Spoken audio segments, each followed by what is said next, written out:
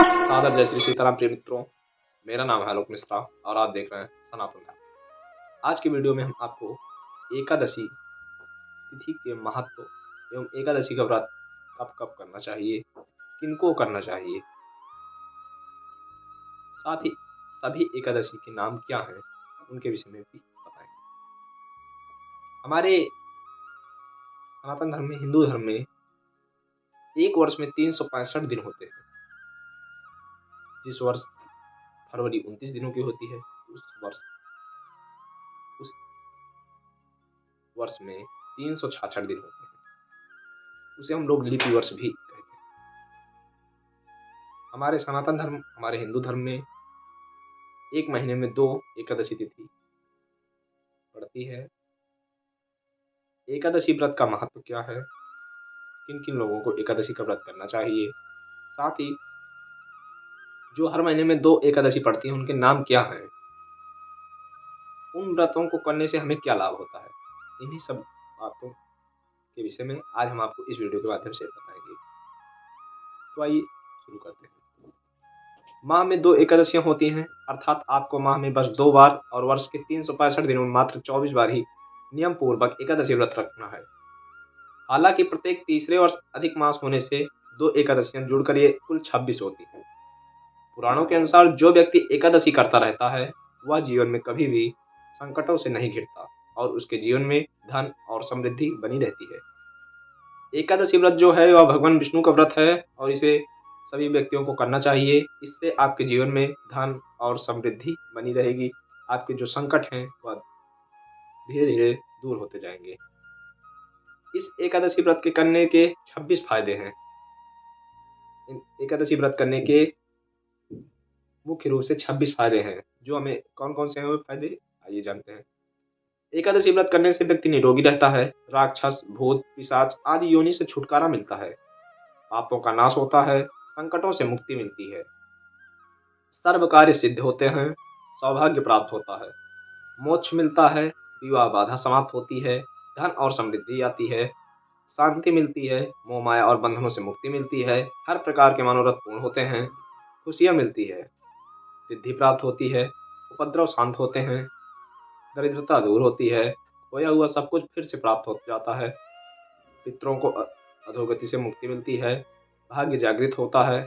ऐश्वर्य की प्राप्ति होती है। पुत्र प्राप्ति होती है। शत्रुओं का नाश होता है। सभी रोगों का नाश होता है। कीर्ति और प्रसिद्धि प्राप्त होती है। वाजपेयी और अश्वमेध यज्ञ का फल मिलता है और हर कार्य में सफलता मिलती है। अर्थात कहने का तात्पर्य है कि एकादशी का व्रत करने से आपकी जो समस्त मनोकामनाएं, आपकी जो समस्त इच्छाएं हैं वह कम समय में पूर्ण हो जाती हैं। अब हम आपको बताते हैं किन महीनों में कौन सी एकादशी पड़ती है। चैत्र माह में कामदा और पाप मोचनी एकादशी आती है। हमने आपको बताया हर महीने में सिर्फ 2 एकादशी पड़ती है। चैत्र माह में कामदा और पाप मोचनी एकादशी आती है। कामदा से इस एकादशी से क्या होता है यह भी जानते चलिए। कामदा से राक्षस आदि की योनि से छुटकारा मिलता है और यह सर्व कार्य सिद्धि करती है। तो पाप मोचनी एकादशी व्रत से पाप का नाश होता है और संकटों से मुक्ति मिलती है। वैशाख में बरुथनी और मोहिनी एकादशी आती है। बरुथनी सौभाग्य देने, सब पापों को नष्ट करने तथा मोक्ष देने वाली है। तो मोहिनी एकादशी विवाह, सुख, समृद्धि और शांति प्रदान करती है। साथ ही मोह माया के बंधनों से मुक्त कराती है। ज्येष्ठ माह में अपरा और निर्जला एकादशी आती है। अपरा एकादशी व्रत से मनुष्य को अपार खुशियों की प्राप्ति होती है तथा समस्त पापों से मुक्ति मिलती है। और निर्जला का अर्थ है निराहार और निर्जल रहकर व्रत करना। इसके करने से हर प्रकार की मनोरथ सिद्ध होते हैं। आषाढ़ माह में योगिनी और देवशयनी एकादशी आती है। योगिनी एकादशी से समस्त पाप दूर हो जाते हैं और व्यक्ति पारिवारिक सुख पाता है। देवशयनी एकादशी का व्रत करने से सिद्धि प्राप्त होती है। यह व्रत सभी उपद्रवों को शांत कर सुखी बनाता है। श्रावण माह में कामिका और पुत्रदा एकादशी आती है। कामिका एकादशी का व्रत सभी पापों से मुक्त कर जीवन को कुयोनि को प्राप्त होने देता है। पुत्रदा एकादशी करने से संतान सुख प्राप्त होता है। भाद्रपद में अजा और परिवर्तनीय एकादशी आती है। अजा एकादशी से पुत्र पर कोई संकट नहीं आता। दरिद्रता दूर हो जाती है। खोया हुआ सब कुछ पुनः प्राप्त हो जाता है। परिवर्तनी एकादशी के व्रत से सभी दुख दूर होकर मुक्ति मिलती है। अश्विनी माह में इंद्र एवं पापांकुशा एकादशी आती है। पितरों को अधोगति से मुक्ति देने वाली इंद्र एकादशी के व्रत से स्वर्ग की प्राप्ति होती है, जबकि पाप कुशा एकादशी से सभी पापों से मुक्त कर अपार धन समृद्धि और सुख देती है। कार्तिक महीने में रमा और प्रबोधनी एकादशी आती है। रमा एकादशी व्रत करने से सभी सुख और ऐश्वर्य की प्राप्ति होती है। देवउठावनी या प्रबोधनी एकादशी का व्रत करने से भाग्य जागृत होता है। इस दिन तुलसी पूजा भी की जाती है। मार्गशीर्ष में उत्पन्ना और मोक्षदा एकादशी आती है। उत्पन्ना एकादशी व्रत करने से हजार वाजपेयी और अश्वमेघ यज्ञ का फल मिलता है। इससे देवता और पितृ तृप्त होते हैं। मोक्षदा एकादशी मोक्ष देने वाली है। पौष में सफला एवं पुत्रदा एकादशी आती है। सफला एकादशी सफल करने वाली होती है। सफला व्रत रखने से अश्वमेघ यज्ञ का फल प्राप्त होता है। पुत्र की प्राप्ति के लिए पुत्रदा एकादशी का व्रत करना चाहिए। माघ में षठतिला और जया एकादशी आती है। षठतिला एकादशी व्रत रखने से दुर्भाग्य, दरिद्रता तथा अनेक प्रकार के कष्ट दूर होकर मोक्ष की प्राप्ति होती है।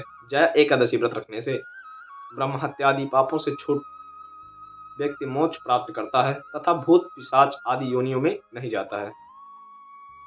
फाल्गुन में विजया और अम्लकी एकादशी आती है।